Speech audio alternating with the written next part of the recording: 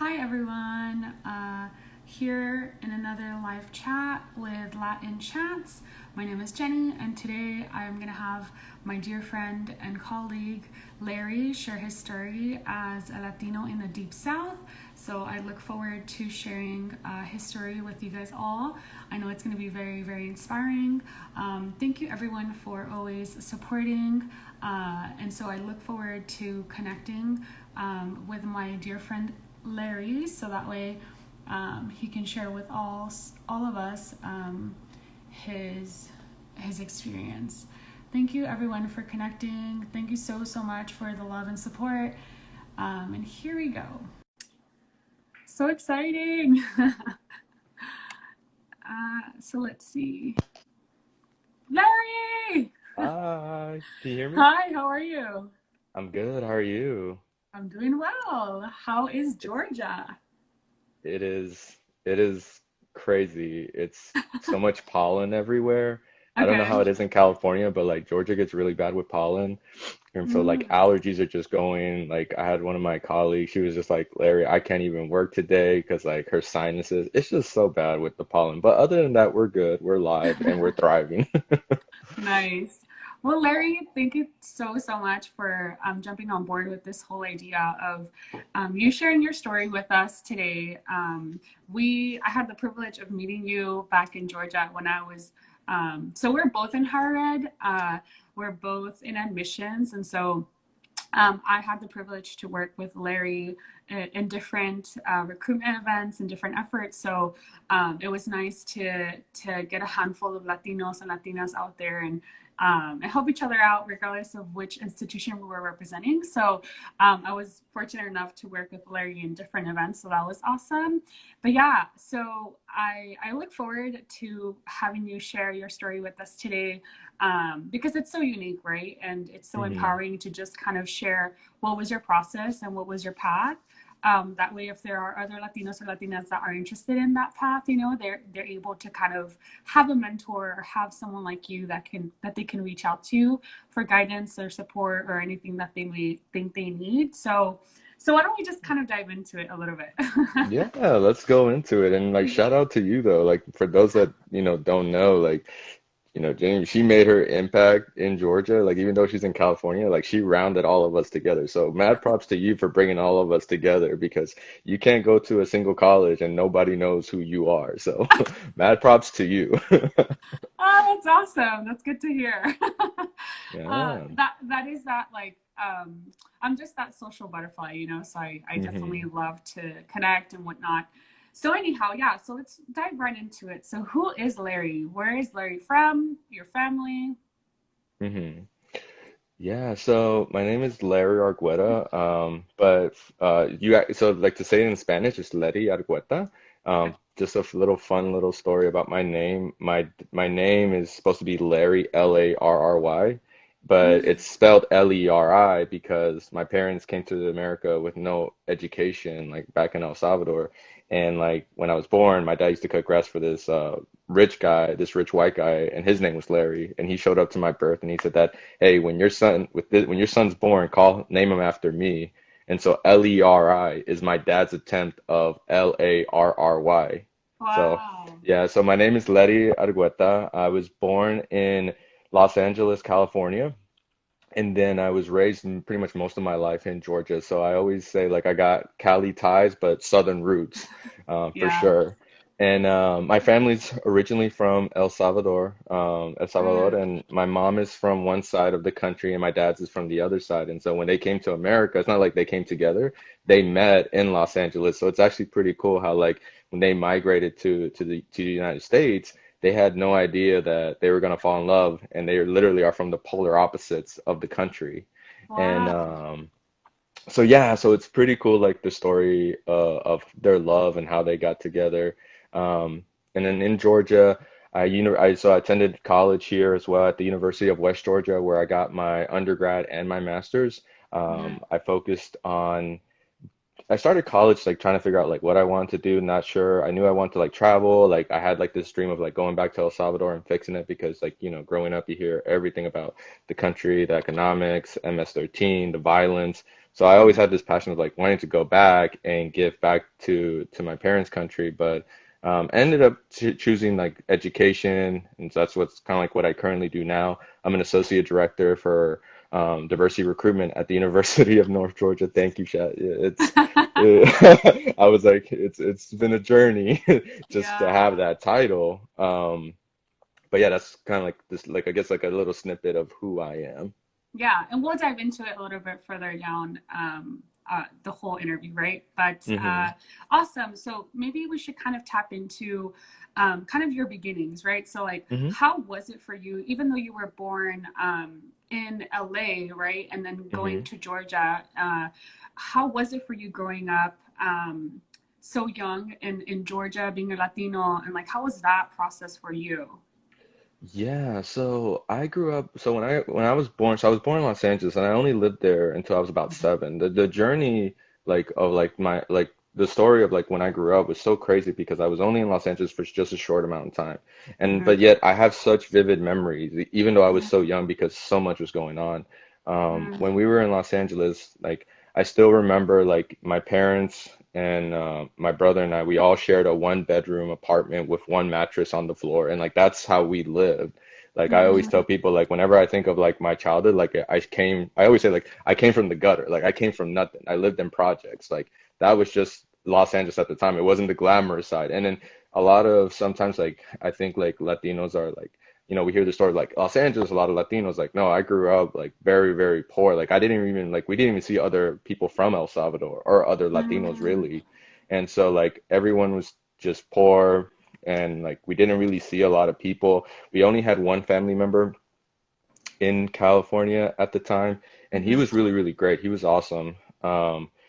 And that's kind of like what led to us moving to Georgia was that it was so violent where we were at. Like just like still remember like walking to school, even though like we were in elementary school, like my parents would still make us walk because my parents would work 2 jobs because they were immigrants in the country. So my dad did taxi at night, worked in the factory during the day. My mom was the same way. She cleaned houses during at night and then worked factory in the mornings. So we rarely saw them. So my brother and I had to fend for ourselves a lot. And I can still remember like walking down the streets, seeing body bags, like seeing like yellow taping everywhere. Like these are like vivid things I remember from my childhood. And so ultimately what led to us moving to Georgia was the fact that my uncle, that one person that I did know, like I still remember it's like this like image in my head, like we lived in this apartment and we lived with him and like our apartment was right there, just like a fence, and he's walking and then we just see him get gunned down. Like he gets murdered right in front of us. And so then Wow. eventually like yeah, so that's when like everything switched because my dad was like, this is the only person he knew in the States. And so he was just like, I got to get out of here. Like I have to seek a better life for my family. So I don't know how, I don't know why, but he chose Georgia. I guess he just said, I'm gonna go to the other side of the country, far The away. farthest So that away. yeah, so he was just like, Mhm. I'm just gonna go far away and let's just see what happens. And that's how we ended up in Georgia. No family, nothing out here either. So it's like starting again from like ground zero. So that's kind of like what I remember of Los Angeles as a kid, but just a lot of like just crazy memories that you kind of like just see in movies, but it's like the dark side of LA. I didn't get to like tune in with my culture. I wasn't like exposed to a lot of the Latino culture that was like, prominent in Los Angeles. All we knew was just the pobreza. Like we just knew the poorness What of area was LA. this? So we bounced around a lot, and Hmm. at the time, this one was kind of like we were in an area close to Compton. So we were like Los Okay. Angeles, and then we were getting close to like a little like on the borderline near Compton. So we were there, and then we I know we lived at Orange County for a little bit at one point, but like in 7 years, I just remember we bounced around a lot because as parents who don't have papers, ICE Yeah. raids and things like that, the fear of losing, being separated, me and my brother being born in the States, we were just always bouncing around, bouncing around. So never really had a stable home since I was a kid. Hmm. Gotcha. And so when you guys made the move to go to Georgia, I mean, living there too, I mean, now these years, I mean, of course, there's a lot more culture, there's a lot more Latinos kind of all over, right? We're taking over the Hmm. world in a way. But Hmm. but back in those years when you were younger and you guys made the move, like, do you recall? I mean, I would hear from people back when I was in Atlanta, living in Atlanta. Um, there were people saying that years back, there were rarely any Latinos like Yeah. around the area. So it was very hard to really just kind of, you were always in that mindset of like, man, I don't know if I can be my true self because I could possibly be kind of borderline not safe. And, so do you recall like when you were growing up, like having these kinds of feelings or these types of just like instances at all, living in Georgia and being a Latino there? Yeah, so when we moved to Georgia, it was a whole different ballpark. So we Mm-hmm. moved and we lived in Clarkston, which is a refugee community. And it still is like part of Georgia that is still home to a lot of refugee. And so a lot Yeah. of the families that are lived here are like seeking asylum, like they're escaping like war and stuff in their own home countries and they're coming and then came to Georgia. And Mm-hmm. like I didn't see anybody that looked like me. I mean, my best friends were from Somalia, like growing up. Yeah. And so it was really hard to like embrace being Latino. And again, like my parents were the same way, like in California when we came to Georgia, they were working two jobs. So it wasn't like my parents were sitting us down saying like, this is what it's like to be Salvadorian. Like you Yeah. gotta like escuchaste música, listen to this. Like it wasn't like that. It Yeah. was just like you go to school, you eat, you survive, and you try to just make sure that, you get along with everyone because like in the community that we lived in, it's literally the projects. So like there was just things that you just saw outside that you're just like it's not safe, right? Um, so it was really hard for us to tune into our culture as Mm-hmm. much, and that's the surprising part because my parents migrated. I mean, when my parents moved to Georgia, and it's also around the time the Olympics were going on, I believe. And so there's like Mm-hmm. this big influx of like immigrants that are moving to Georgia for work, for the Olympics, like they're building it all up. And I never saw anybody. I lived Yeah. in the part of Georgia that like, we didn't get to hang out with all the Latinos. But and I always tell people this, it's like it wasn't until, oh my gosh, I want to say until like my mid-teens that I actually started like actually immersing myself with other Latinos. I started like my dad would like get us in a car and like we would drive 30 minutes out to like North Cross to go meet Mm-hmm. Latinos because there weren't none where we lived. And so, yeah, it was really hard to be proud, I guess you can say. I was Yeah. learning early on to just be diverse and just be open-minded because, like, I mean, there's just so I always thought I have this like whenever you walk out of my apartment, there was like you had like the Asian communities that were just kind of like there, like on their stoops. You had the Somalians on their stoops. You had, different cultures and whatnot. Mm-hmm. And we were like the sore thumbs. We were the Latino family here in the neighborhood. And Yeah. yeah, we had to play it safe, but it wasn't until my teens I got immersed. I started meeting more family. I call everybody family that I meet Latino. You know how we are. So I started Yeah. meeting more Latinos. I started getting more immersed. My parents started like working on their residency, so they felt more comfortable like living out of the shadows. And we also Mm-hmm. continued that trend of moving. So then from Clarkston, it wasn't like we were there for a long time. We then moved to Stone Mountain, to the Mm-hmm. Decatur, to Lithonia. Like we moved to more cities. And it's kind of like we started here and we just went closer and closer and closer to more and to seeing other Latinos. And as we Mm-hmm. got closer, that's when I started really like embracing it. And I started realizing like, holy crap, like, there's this part of me that I never really knew, if that makes Mm-hmm. sense. Yeah, no, for sure. And diving into kind of like our culture and then being able to essentially like embrace it, like you're mentioning, what would it be kind of that thing that you're most proud of being Salvadorian, Latino in general? What would be kind of that for you? Yeah, I think, the our will of our people, Mm-hmm. and just the strength that we have. I And it's kind of rare because like I asked my mom and I asked her to tell me the story of how she came to America.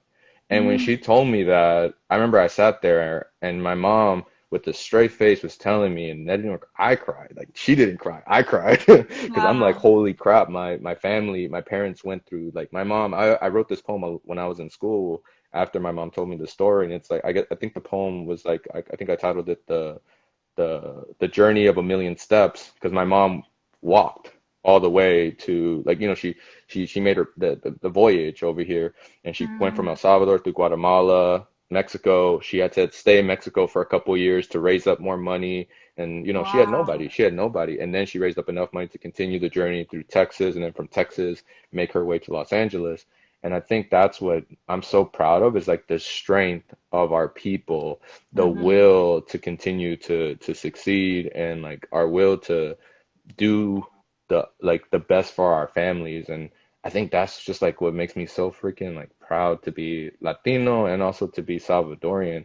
Like, we're a small country in Central America, but when we find each other, it's just like, you just see us and we're doing big things, or like we're trying to do big things because like we know that, you like when you're that small, you got to make an impact, right? And then Mm-hmm. I always say that, Salvadorians, the saviors, that's what we're trying to do as well. So so yeah, Salvando todo el mundo. yeah, that's what, that's the motto. That's the motto. Yeah. Nice, nice. No, I'm glad that you share that, because it's very real. I think the resilience that our community has, the power and just kind of the determination to know like, hey, like I need to make a better future for not only myself but for my family, and going through Hmm. so much struggles, like that is intense, like that's huge that they have this power to really just kind of go out there and find ways to make ends meet and Hmm. hopefully have a better future, right? So that's essentially why a lot of people immigrate, to other places to find a better future for their families. So yeah, Yeah. you said it just as is. um, Yeah. yeah, and in regards to kind of just thinking about life as a whole, like whether it's Hmm. your personal life, whether it's your professional life, throughout college, like what was that kind of like motivating factor that helped you throughout just your upbringing and then just kind of like college? And we'll dive into college in a little bit, but what was kind Hmm. of that factor for you that motivated you? Yeah. So, as preparing for this, this conversation with you, like I'm trying really hard, like to not even cry when I answer this question. Yeah.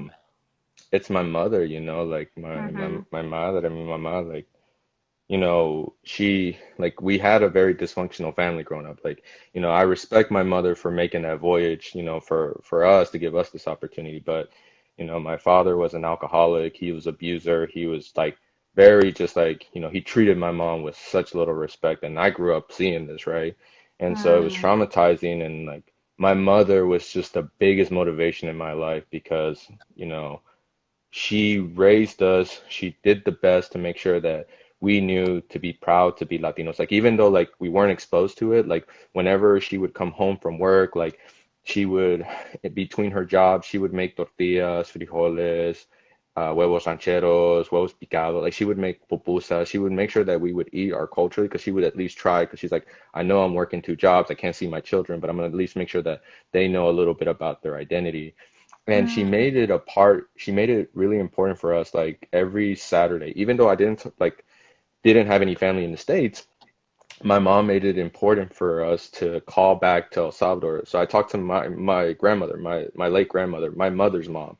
Mm-hmm. I called her every Saturday, and she always made sure that I knew who she was. Even though I never saw her in person, I've never met her in person, I always heard her verse every Sunday, or every Saturday or Sunday, every weekend.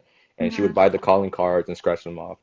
And Wow. to have that, passion to like, connect her children to it, to have been abused in such in a horrible marriage, Mm-hmm. sometimes that I always think of, and to still try and show so much love for her kids. And this is like she's the personification of a strong Latina woman that I admire to this day. Like Mm-hmm. it's just, I'm not trying to cry, but like she motivates me so much because Mm. I do anything in this world to pay her back for what she's done for me. And so Wow. she motivates me through college and like she motivated me through everything. And now like as I'm older, I'm now influenced by another Latina woman and it's my daughter. So my daughter Mm. Elsa motivates me because growing up not having a positive father role model, my daughter inspires me because I'm trying to be that to her that my father was never, you know. Mm. And so Mm-hmm. that is something that is just like, if there's anything that I've learned, like kind of growing up, like especially like what motivates me is to like deconstruct this idea, I guess this idea of machismo-ness and just Mm-hmm. be a loving, Latino male and uplifting our Latina women who have done so much for us, you know? Mhm. So I know I kind of go on a spiel, but that's my motivation. Dude, props. I feel like that's so rough, especially as a male, like kind of like having that upbringing, and having kind of that switch that you're like, I don't want to go that route, and instead see the positives of that and how you could become a better Latino and father and just person in general, right? So I Hmm. applaud you for that because I know that you're doing great, like in so many levels. I mean, I've known you for a couple of years now, but I Hmm. can definitely say that you're doing great things. So I definitely can say that the things that you've learned, the things that you have executed so far in your life have been great. So props to your mom too. And so speaking like just tying this into like motivation, this gave me so much like this happened like about 2 months ago, and I actually Hmm. told this to my therapist, and so she, Hmm. like just you know plug in to all my men out there listening. If you're going through trauma, anyone going through trauma, please, Yeah. go to therapy. It's a great way to get, check in yourself and take care of yourself. But I was talking to my therapist and I told him, I was like, I legit cried because my mom one day, I was like, I was coming home, I just got my promotion. I'm like drained and I'm still like being active. Like I bring Elsa every weekend to my parents' house, even though I'm tired. My parents live like an hour away. I bring her over. And this was like 7 in the morning. I wake up at 6. We're having breakfast with my parents. I'm like completely dead. And my mom pulls me to the side. My mom's like, I just want you to know that I'm more proud of the father you've become than the professional. Like I went through Mm. college, I got my job. She doesn't care about that as much. She's like, I'm so proud of the father. And that's giving me so much life because like now I'm like, that's giving me more motivation because I'm like, yes, like I'm doing this, like I'm gonna Yeah. continue killing it in my job, but gonna continue being that dad, that is, uplifting my kids.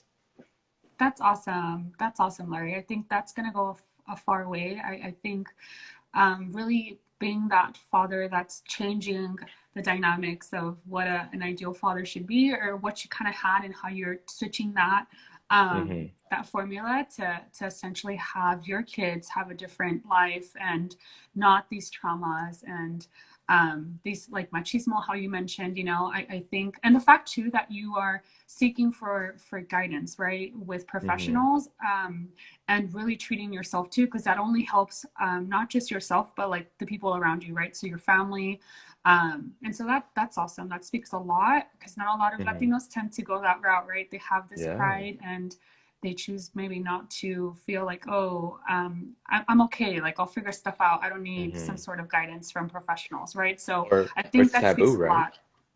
Or like it's taboo in the culture, right? Where it's Hmm. like, oh, you're depressed, or like, oh, like you have anxiety, like get mamada, You like, can't have but it's like, emotions, you're a you man. right? I was like, we're not built out of stone, y'all. Come on now. Yeah. No, for sure. I definitely agree. So I applaud you for that as well. Like that's huge. And these like generational like traumas, or however we want to call them, like the moment that you actually take care of them, it only helps your future generations, right? So props to you, honestly. That's awesome. Hmm. So let's dive into kind of like your educational journey and Hmm. how that was for you. So do you mind just sharing with us how it was for you going through University of West Georgia, correct? You went there for Yes. undergrad? Okay. So Yeah. how was that for you as a Latino? What did you study there, major in? Yeah. So at West Georgia, West Georgia is like pretty much any other, excuse me. State It's like pretty school? much like any other state school. It's like a PWI, like especially in Georgia, we have a lot of PWIs. Can you explain So what this is that like, is for yeah, people and that are not PW, in our higher ed world? yeah, PWI is predominantly white institutions, so Hmm. low representation of Yeah. marginalized or underrepresented students. And Hmm. so when I was at West Georgia, I think the Latino population was like less than 3%. Like we all knew each other. It was a Wow. very, very small percentage of us. So it was really at first kind of tough. Like I ended up going to West Georgia. Like I always tell like my students and I tell like parents like, you know, I didn't know my high school GPA until like my senior year of high school. I didn't know what I had. I was surprised too because I was in and out of ISS a lot because I had a lot of issues, like, aggression Mm, issues. And so my GPA was like a 3.5, 3.6, and I had no idea until senior year of high mm. school. And it was this one teacher, his name is Mr. Anglin. He was a history teacher, and he told me, he was like, "Hey, you're throwing your life away." So we applied to a bunch of colleges, and I ended up choosing West Georgia because I felt like I needed something small, to Mm. get me to be able to get familiarized with college because, I was the first in my entire family. And then I went to Georgia State. I toured Georgia State. I toured UGA, and I got lost at every single interview. And I mean, every tour. Mm. And I remember each tour I would have to call my mom or my dad, say, "Come pick me up. I'm lost. Like I don't know where I'm at." Like that's legit what happened. And so Yeah. when I went to West Georgia, it felt home. It felt small. And then when I Mm. went there, it was tough, a little tough because not that many Latinos. But it was great though because the faculty and staff there were so dedicated to like really hearing us out. They knew that the Latino population was small, and so they were invested into us. They were like, what do you guys need? Like, they'd helped us find scholarships. They made sure that we had cultural events. They even helped us like in like expanding and doing like we ended up starting a Latino fraternity there, Oh, and the wow. university was really like, gung ho about helping us with that because they saw that, we were trying to push ourselves. So it was a little bit rough. I mean, I ended up studying international economic affairs, wanted to become a U.S. ambassador, go back to El Salvador and fix the country. And Nice. then I took a sociology class, and this Mm. old white lady, her name is Miss Woods, love her to death. She's like my grandma. I remember Oh. she told me, she was like, I remember one day I was breaking down because I got news that my one of my relatives passed away, and I was crying Mm. outside of her classroom before, like 'cause I was sitting outside of her classroom before class, um, and I cried, and then she pulled me into her office. I told her what happened, and then like she started asking me all these questions about my life and my story, and she was like, you've went through trauma. I was like, and at that time I didn't know what tech trauma was, and then that's Yeah. when she's like, hey, like I think you can really inspire other kids in education, and so that's ended Mm. up like what I still graduated with international economic affairs, but then I took a minor in sociology, and then from Mm. there it evolved into the passion of education. Gotcha. Gotcha. And so, was there any moment in your undergrad experience that you were like, damn, this is so difficult? Like, because, like, I just don't know how to navigate this system. Hmm. Were there lack of resources, even though it was a smaller institution? Like, kind of what was that for you? Like, were you hitting any bump roads at all? I'm pretty sure as a first gen, a lot of us do, but like, how was that for Hmm. you? Yeah, it was definitely challenging because the Mm-hmm. what was hard was the fact that like I love my school. I love my institution because the commitment that they had to us to succeed, right? Mm. What was hard was that as predominantly white institutions, like Georgia, it's the South. There's a lot of racial comments. So like while I was in college, I was called a spick. I was called an illegal, even though I was born in the United States. Mm. Go, I don't know, but I was called Mexican, even though I'm Salvadorian. Yeah, I was everyone called thinks that so. Latinos are Mexican. Yeah, I'm just like, yo, like I was like that's when I realized like holy crap, I'm in the South, like, really, Mm. really in the South. And West Georgia was in the rural part of Georgia, like really like out there. And Mm-hmm. so that's when I realized like, okay, like, this is gonna be challenging. Like trying to navigate and succeed in college while a lot of people, not my professors, it's like the other students are trying to bring me down and Mm-hmm. make me feel bad for being Latino, or like they would tell me that you're only here because of affirmative action, and I'm like, bro, what? Like, so Wow. that was the difficult part, but Mm-hmm. again, like the faculty and staff, I had a phenomenal African American professor. He became like a big brother to me. He showed me how to be like strong. He always said like be proud of who you are. And he was the one who encouraged me to take a lot of like our Latinx history classes, a lot of Mm-hmm. our writings, and he was an English professor. And so even though there wasn't a class on like Spanish or Latinx literature, he Mm-hmm. used to give me a bunch of books, and he was like, "Hey, read these books. Like, these are gonna help you kind of understand your culture in a different lens." And I was Mm-hmm. like, "All right, cool. Like, that's kind of like what helped was the faculty, the investment of the faculty and staff, but the student population made it really hard. That was the difficult part of it all. Like being able to go to class and like right before you go to class, someone calls you an illegal or a spec, and you're like, why am I here? You know, like, do I Like out of belong here? nowhere though? Like this they Out of didn't know you, they were nowhere, strangers and they would just say that? out out of nowhere. And then like I Wow. took a class called ra- race and social justice, and then there was a Uh-huh. whole debate about like why you shouldn't call people illegals. And I was going off with this one white lady, and she just called me straight up. She's like, you just need to shut up. You're just an illegal, so that's why you're trying to defend it so much. And I was like, ma'am, I was born in the States. Wow. So it's crazy, right? Like this is what it was like, this is the South, right? Like this is what it's like going to school down here where it's like, and this is not, and something I found out once I graduated and I started working with students. Like this, Hmm. what my experience is not just, just one. Like there's a lot of students that are experiencing this in a lot of schools here in Georgia because, even though Latino population has grown, it's not like Florida, it's not like California, it's not like Texas. Like it's Yeah. small still and it's Yeah. very underrepresented. So like a lot of institutions are very, very like, predominantly white, and Hmm. our students are still facing that like that racial tension that Hmm. is like when you think of the South.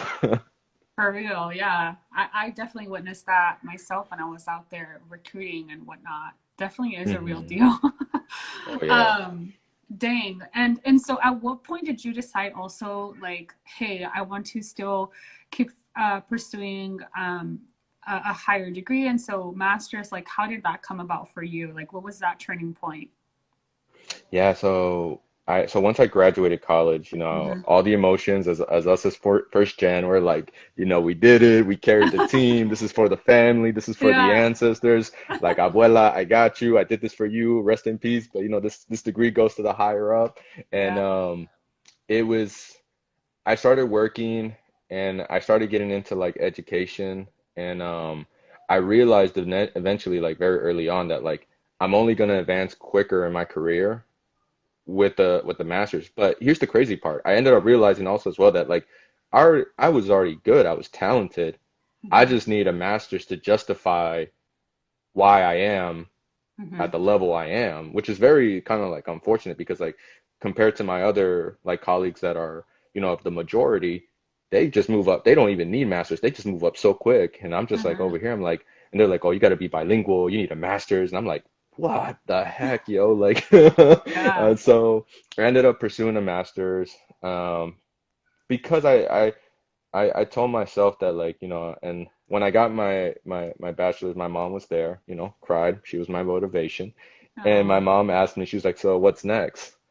And I remember like my grandmother, before she passed away, never met her, just on the phone. Hmm. She used to tell me, she's like, Mijo, like it would be so cool if you were like, if you became the first to have the first PhD, the first doctorate in our family. And I was like, you know what? This is for you. This is for my abuela. Like I'm gonna go all the way. And so I was like, I don't want to get my doctorate when I'm like super old. I was like, let me knock it out while I'm still young. So Yeah. I knew the next step was getting the master's, and then I chose public administration and I focused on educational leadership because at the time I was working in nonprofit, and I still wanted to learn about education. So that's what kind of like pushed me to go that route. Okay. And so after while you were doing masters, you mentioned that you were working in a nonprofit, right? Related Hmm. to education, right? Hmm. Yeah, Okay. yeah. So the nonprofit was it was an organization based in Cali, but we had an Atlanta office, and Okay. the mission of the organization was to increase the representation of first generation and underrepresented students in our colleges and universities today. And so it's like Mm, breaking down those barriers and to try to get students to go to college. And mm-hmm, so I was at this nonprofit for about 4 years, but it was like halfway when I was in year two that I decided to go for my master's because I started realizing like as I was working in nonprofit, I was like, there's a need to see more representation. Now again, we're the South, it's Georgia, very black and white state. mm-hmm, Brown, very few. So then when I started looking at the Latino leaders, very few of them. And so that's when I realized I was like, let me continue pursuing my education to continue moving up, because I want to be an influential Latino in education. I want to have a stakeholder. I want to be able to bring the concerns that my students are having to the table to make change. And so Mm-hmm. that's not the nonprofit really helped me in doing that. And I worked with and throughout my 4 years, about 400 students throughout the state of Georgia that I did coactive, like peer mentoring with, and I helped students get into college. I was helping students, go through the college experience, and then I even helped students afterwards, like after they graduated college, look for jobs afterwards as well. So I did that whole funnel. I saw that whole part from the admissions, from the college, advising and mentoring to the graduation and career planning of seeing like how can I help a student graduate after? Because let's be realistic, because it's very hard for us to get jobs afterwards. And some universities are not equipping our students like with the necessary resources to be able Mm-hmm. to succeed and be able to find a job as soon as you graduate. I was like that. Like I remember I graduated, I didn't have a job lined up. And I noticed that with a lot of my friends that are brown and black and all us that are minoritized, Minority. Mm-hmm. yeah, we didn't have that. We didn't have jobs lined up. And so like that's what I was like, let me continue moving up. Let me continue expanding my knowledge. Let me continue learning on how to, move up in either higher education or move up in education and really try to change the game. Mm-hmm. Mm-hmm. That's awesome. And so once you went for the master's, got the master's, at one point did you actually dive into the other side of higher ed? So actually diving into more on the institution side of things. So how was that process for you? Yeah, it was interesting to say the least because so I was working on the bench. So like the nonprofit, like I think of like sports, right? We were on the bench, like we were helping kids from the side, from the Mm-hmm. sidelines. We weren't able to really help students in the institution. We provided data and recommendations to universities and said like, hey, we work with X amount of students from your school that are first generation, and this is what they're telling us that your school has a deficit in. And it's up, and like we would provide that information to universities. So we did it for Savannah State, Georgia State, University of West Georgia, for pretty much a lot of the public institutions in Georgia. And so eventually I was in California. Um, there's this amazing leader that I had. He was our COO for the nonprofit. He really inspired me a lot, and I remember me and him were having just like a conversation. And I remember I was just telling him, I was like, I just feel like I'm just like I'm only feel like I'm just like hitting the tip of the iceberg. I really want to change the game because like I'm noticing that there's a need in higher ed. And he was just like, he told me this. He was like, then he's like, if you're this passionate, then you got to get into the belly of the beast. You got to leave nonprofit, and if you really want to change higher ed, then you got to get into higher ed. But he told Mm-hmm. me, he's like, fair warning, it's not going to be like nonprofit, because everyone in nonprofit that I worked with, everybody was of color, everybody was inclusive. We talked about diversity practically every day. I switched Mm-hmm. to not higher ed, and as we know, Yeah. it's a cultural shock in Georgia. And so yeah, that's when I made the leap, was because I ended up realizing that like I was only having my impact was to a certain limit, and I wanted to push it further and continue pushing my work forward, and what I would like to see change in Georgia. That's awesome. And someone on here in the chat asks, Latinx career coach asks, what is your PhD major in? But so you haven't started a PhD, correct? And if you do plan to, do you know kind of what program you want to go for? Oh, so I'm not in a PhD program right now. I'm gonna be pursuing a PhD in the future. Right now, I'm gonna be applying for PhD programs because I'm having another. I have a daughter right now. I'm about to have another baby in about 4 weeks. I was like, let me get dad Yay! stuff down first. Let me get this Yeah. settled, and then I'll continue the education next year. But I'm Hmm. gonna be looking more. I was thinking about either. At first, I was really trying to figure out, do I want to go the PhD or the EDD route? And I realized Hmm. that like while I love philosophy, I would love to be an educator. I am very just like on the ground, let me get the work done. So I've talked to a lot of mentors, and they're like, you're a practitioner, like you like to get stuff going. And so I'm actually Mm. going to try to pursue a doctorate of education, and I want to do it either in student affairs or higher education administration, Mm. because I wanna move up in this field. I realized that, like, especially after working in my time at UNG and seeing, like, learning the landscape even more in depth now, Hmm. it's more than ever that we need Latinx representation in Representation. leadership. Yes, it's Yeah. needed. So yeah, that so y'all keep me on, y'all keep me accountable. I got 6 years. I got to knock it out in 6 years. All right. You Before I got turn this, Larry. 35, I got to do it. So y'all keep in touch with me. That's awesome. Yeah, I know you'll do it. You're very passionate about the work, so I know that you're eventually going to get to it. Hmm. Um, but so at at one point did you, I mean, I know that you mentioned kind of why you chose to go for Harvard and kind of how that went about, but working now under an institution like University of North Georgia, Hmm. um, can you explain to us kind of what, I mean, I'm in the same industry. I'm kind of in Hmm. the same path and whatnot, but for some folks that might not know of kind of what exactly it means to be an assistant director, right, and kind of managing the recruitment side of things. And so, like, can you dive into a little bit of like what is it that you exactly do for UNG? Yeah, definitely. So when I started off, so when I left nonprofit, I took the position as an assistant director for enrollment diversity is what was my first position.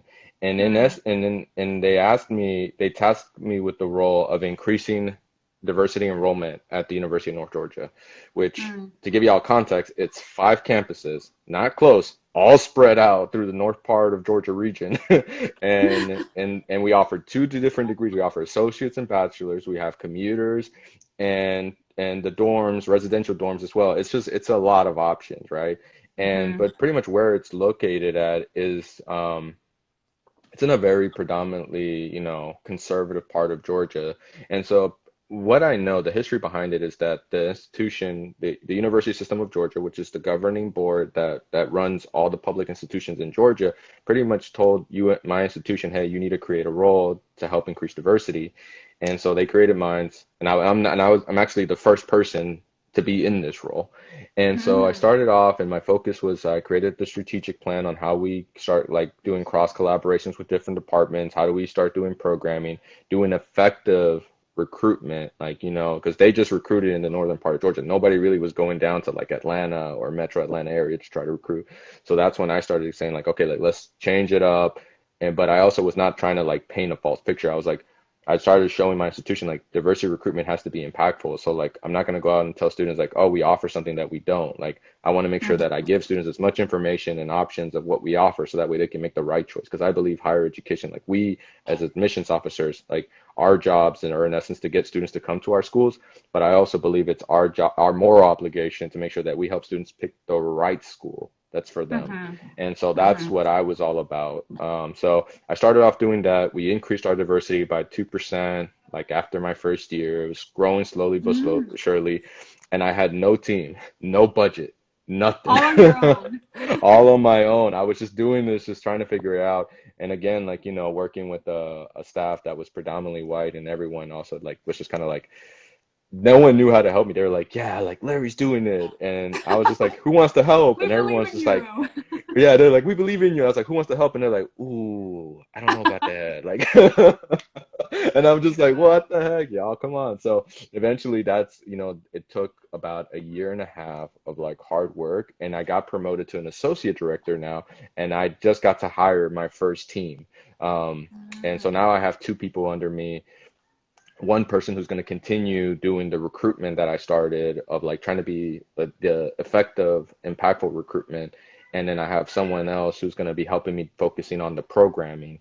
And we're trying to mm, work it so that way we can finally hopefully get a small budget to be able to do some amazing programming for our students. So mhm, that's kind of, like, in essence, like, what I do. I pretty much lead the diversity recruitment initiatives for our institution. But I also, like, try to say, I always tell people, like, it runs even deeper. Like, I'm also the yeah. voice for a lot of students. I'm the advocate. Like, what I hear from students on the ground, I make sure I tell administrators and say, like, hey, like, our students need this. Like, our students are saying that we don't have this. And so I find Mhm, myself in a lot of, like, rooms with some big people at our mhm, institution. So I'm a little bit of everything, but I am that, like, diversity leader on the admission mhm. side. I don't try to stay in the silo. I'm like, how can I get in everything? Yeah. And what would you say has been the most rewarding experience so far doing this type of work? There was this happened not too long ago, but there was Hmm. a mother. So when COVID first happened, it was really hard for a lot of families. A mother Hmm. called me. She found I don't know how she found it. She found my information, and she was like, she was Latina refugee Hmm. and her family, and she was like, can you please come help me? And like I do this off the bat. Like someone calls me and says, hey, can you come to my house and help me figure out FAFSA and do an application? I'm there. Like I make house Hmm. visits. Like that's just me. Like, Really? I know, yeah, like I make house visits. Like because I remember, like I always remember like my journey of the fact that like I Hmm. wish someone would have done that for me, because sometimes people, we don't realize it, but like being able to have a car, to drive to a college, to ask for help, sometimes that's a privilege. Because like I remember when I Yeah. grew up, my parents didn't even have a car. We had to bus everywhere. And so that's why I was like, I'm gonna, when COVID hit, I Hmm. was making house visits left and right. And I was still, wearing my mask, social distancing, but like I was helping out families. But I helped out this one mother, and to me it was just normal. Like I'm gonna help her out. Her home was about, like 40, almost an hour away from from my office. And Hmm. one day she randomly we got her daughter through the process. Uh, her daughter qualifies for a scholarship program that I just started at UNG, so she's going to be getting enough money to pay for her first semester of college. And her mother drove all the way up and brought me a bag of chocolates and Hmm. came into my office crying and started saying thank you for helping my daughter.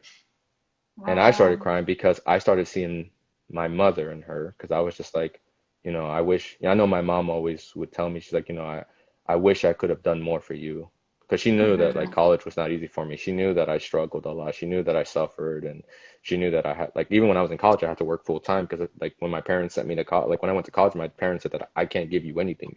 When you go to Yeah. college, you're on your own, no money, figure it out. And so Hmm. I saw my mother and her, and it was just like I started crying, because I was like, I know like this would have been like what my mom would have wanted for me. Oh my So that's God, I why I have a do this, chill. right? Yeah, man. Like so, like it's crazy, it's crazy. But that was the Hmm. most rewarding moment that I knew. Like on top of that, like starting the scholarship program, and like I'm about to wrap up my first cohort of students, and I'm still getting emotional because like I saw them grow, like because I picked 8 students to be part of this scholarship leadership program, Hmm. and they're about to graduate, and I'm so freaking proud of them. Like I Yeah. exposed them to Latino leaders in Georgia that are part of the Georgia Hispanic Chamber of 50 most influential Latinos. They got to be in rooms with like super huge CEOs, directors, like even Wow. state representatives, like, and they learned so much. And then like, I see them now. When I met them before I told them they were a part of the program, you see them as students, right? We're about Hmm. to have their last cohort in a dinner, and they're literally like transformed. They're like ready to take on the world. And I'm like, that's what I wanted to do. That's what I started this program. It's not about giving kids money and throwing money at kids and just be like, good luck. Like it's about like, let me invest in the next generation of students and bring them up so that way they can continue on this work moving forward, regardless if they go into education, but wherever you go, like do that. So I would say those two things really were like what got me. Like those were like the best things so far in the profession. Damn. Honestly, you're awesome. Like you do so much, Larry. And honestly, it's like you said, it's beyond just an education, right? It's really being able to be that hand holding, like mentor and guide for these students and their families. Because yes, I could also relate to that. Like when I was going through undergrad, Mhm. like I didn't have that support at all. So I would have wished to run into myself or you, in the Mhm. process, and at least have gotten some sort of guidance or just resources, and not feel like I'm alone in this whole process. Yeah. So I applaud you, man. You really do so much. And you guys, we need to talk about the SACAC recognition that you got too. But before that, what kind of advice would you give to any Latino, Latina, Latinx folk that would love to dive into the higher ed world? Like or work just kind of in Hmm. this industry of ours, like what would be kind of that advice? Because at least for me, I mean, I've only been part of higher ed for 3 years now or four, Hmm. but and for me, it's been so hard to, in a way, Yeah. especially in a predominant like uh, white institution, right? Hmm. To be able to push for a lot of efforts that they sometimes don't see or don't understand why there's a need, right? Hmm. And so, what would be kind of that advice that you would give for folks that might want to dive into to this sector? Yeah, yeah, no, definitely. And it's different because I think higher education, especially for us Latinos, looks different. I Yeah. think that's just keeping in mind, like higher education for Latinos will look different depending on the region that you're in, right? But if we're Mm-hmm. talking about the South, if we're talking about Georgia, I mean, the best advice, I mean, well, I start off with the fair warning, like it's not easy. It's not Yeah. easy. I mean, you're gonna hear things, you're gonna see things that are gonna be like, like this isn't right. And then sometimes it makes you feel like you have to swallow your own pride, right? Because like you'll see things that were like Latinos where we might get taken advantage of and Mm-hmm. told to do more work for not no compensation. And Mm-hmm. that's the warning, but the advice is to hold your integrity and be true to yourself. Do not cave in to what the predominantly white institutions want us to do. Like I right now mentor a few of my colleagues, and I had a couple of my colleagues within like the last couple of months have come into my office like telling me about like, hey, like I had this interaction with my white supervisor. And I'm like, all right, let's talk, let's play the game then. Like I told them like being able to stand your ground, like you want me to translate? Where in my job description does it tell me to translate? Oh, you're sending me these Right. emails targeting me, so that's actually considered profiling because I'm Latino doesn't that does you're making an assumption that I speak and translate Spanish, which is a misconception. And so I'm training Mm-hmm. a lot of people to be more like self-advocates. So this industry is really rough, like especially in the South, because I feel like especially Latinos in higher education, like we get taken advantage of very, Mm-hmm. very often. And I've seen that, I mean, we've talked about this and Yeah. we see it across all different institutions. But if you're able to hold your integrity, if you're able to advocate for yourself, if you get into this field, it's one of the most rewarding things ever. Like when Mm-hmm. you're able to see someone that looks like you go to college, when you're able to see someone that looks like you cross the stage, when you're able to see kids that probably like I always think of myself that came from the gutter that never had a chance but like you're that bud of faith, you're that inspiration for them to continue moving forward, then that's what it's all about. And the Mm-hmm. industry doesn't pay well. Like I mean, like I'll be honest with you, like salaries, like education versus corporate America, it's a whole different ballpark. But Mm-hmm. I am so happy with what I do. Like there are times where like especially like when I became a father, I was like, should I leave this industry, try to go make more money somewhere else? But I would never give it up. The Mm-hmm. students mean the world to me. And seeing Mm-hmm. more kids that look like me cross that stage, seeing more kids advance and become leaders and being able to become fearless leaders, that's what it's all about. So yeah, so keep your integrity and always advocate for yourself. Yes. Yes, yes, yes. Awesome, Larry. Well, we're almost to the end of our live. Well, actually, Hmm. before that, let's talk about your SACAG Oh my God. recognition I'm still in for denial. that's huge. So we need to tell everyone about this. SACAG stands for Southern Admissions, or help me. Yeah, so let me actually pull that up because I always get the The acronym information. wrong. Yeah, so it's Southern Association for College Admissions Counseling. Yes, that's what it is. Hmm. So yeah. So Larry was recognized. Well, maybe you can explain a little bit more on that. Was that just kind of something that was just randomly like you were selected, or did you actually apply for the recognition, or how did that work? Yeah, I don't apply for anything. Like my thing for me is like I am always like I'm kind of like Kobe Bryant. Like it's like Mhm. always I always have that Mamba mentality where it's like the work's never done. Like I get an award, it's like okay, it's cool, but like I still got a lot. I got a mission. I got something that I'm still trying to accomplish.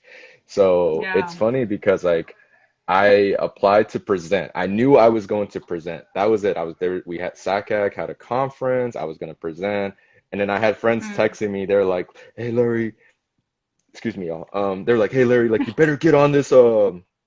You better attend the award ceremony and all this. And I was like, y'all, I'm trying to get ready for my presentation. Like, and like I don't feel well. Like, and the day that I found out that I won, I was sick. I was feeling horrible. So I was trying to compose myself to present. And so yeah, so I won. It's a diversity and inclusion award, and they give it Mm, to a member of SACAG who embodies and represents like access and inclusion for underrepresented and marginalized students. And SACAG spread. It's a regional association. So it expands from Arkansas to the Carolinas to Florida and every state in between. Um, and I won the award, and I was nominated for the award by some colleagues that know me, and mm. I legit cried. Like I'm not gonna Oh, lie, like I legit cried because when they read the inscription of like what my colleagues said about me, I legit just started crying because this work is hard as heck already. Like you're already mhm, being put down left and right, and sometimes you feel like there's no end to it. Like sometimes you feel like you're just doing this and you don't think that, anyone's like recognizing this or recognizing you. And mhm. then you win an award like this of this magnitude. And yeah, I couldn't help it. I just cried. And it just Yeah, consistently reminded me that, like, you know, you have to be consistent. You have to be committed to this work to continue trying to push it forward. And that's yeah. So it was a big honor, and I'm still kind of in denial. Like I think that's just like the imposter syndrome too, which that's a yeah. whole different other thing. But like I'm still like I'm happy. It's a great honor, and yeah. I'm I told my mom, and my mom, bless her heart, she's like, I don't know what that is. I was like, it's okay. Like, But good, congrats. parents, yeah, no education, but they're like, yeah, Larry, you go.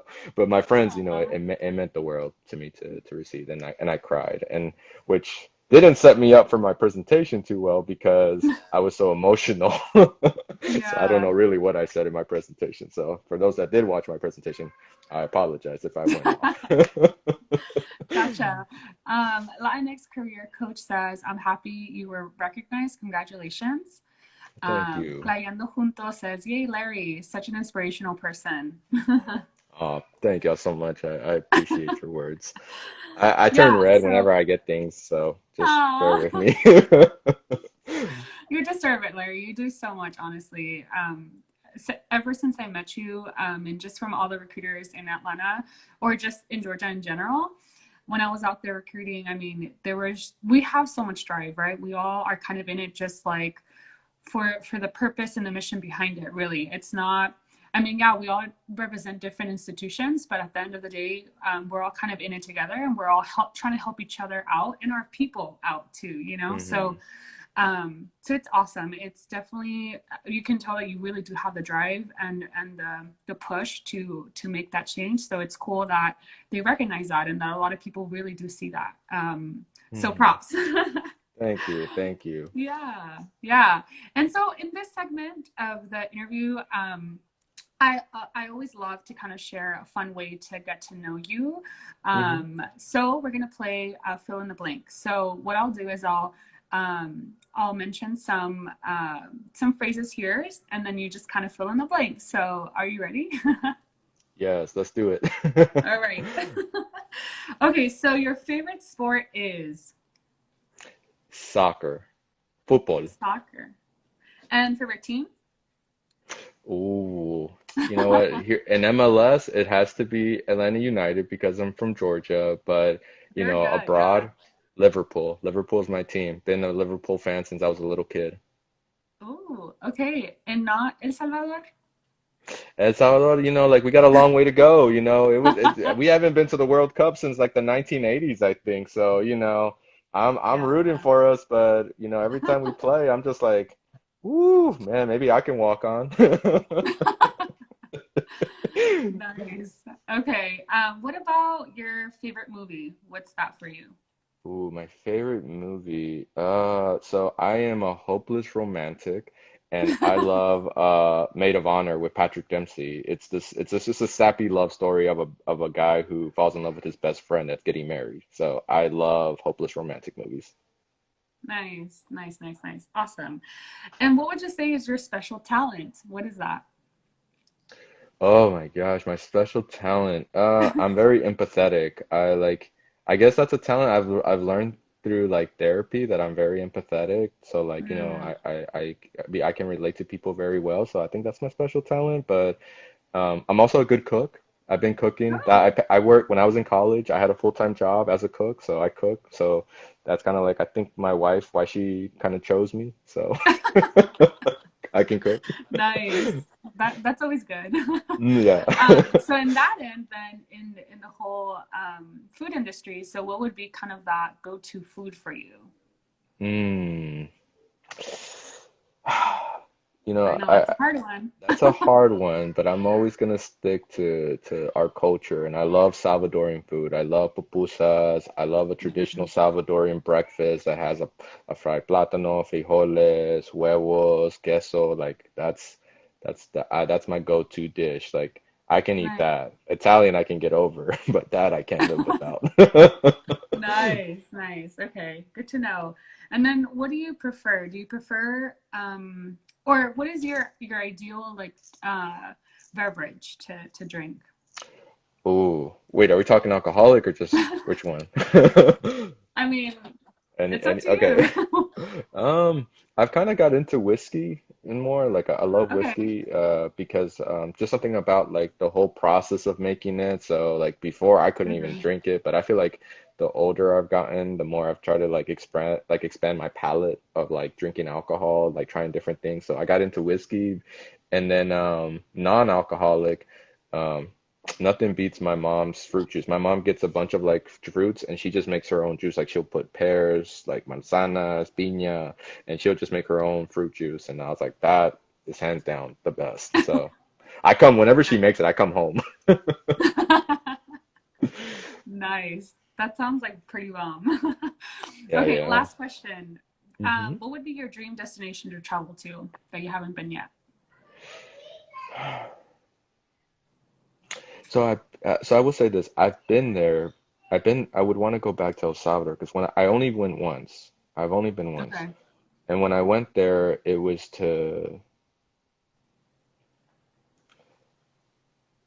see my late grandfather. Like, my grandfather played it. He was a huge, huge inspiration to me. He always told me to never become the abusive father my dad was. And I got to see him Mm, before he died, and I got to go back to El Salvador and spend time with him. But I would love to go back. I mean, there's nowhere else in the world I'd rather go than go to his grave, put some flowers, mm, and just talk to him again one last time, or like again, he still talks to wow. me. Like, I know, like, he talks to me in my dreams. He talks to me in my prayers. I know he's watching over me, but I would love to go back to El Salvador and, just sit down and bring flowers and talk to him and just let him know that his he used to call me Mono. His Mono is doing just fine. Mono como chango, or what do you mean? Yeah, like Chango. Call me monkey. I don't know how I get these things. I'm just like, yo, I'm just like a thing of just, I don't know. Like I get Larry, Mono. I'm Yeah. just like, how do y'all come up with this? But hey, it's the culture. Nice. So that's awesome. I hope that soon things get better and then that we're able to travel a little bit more.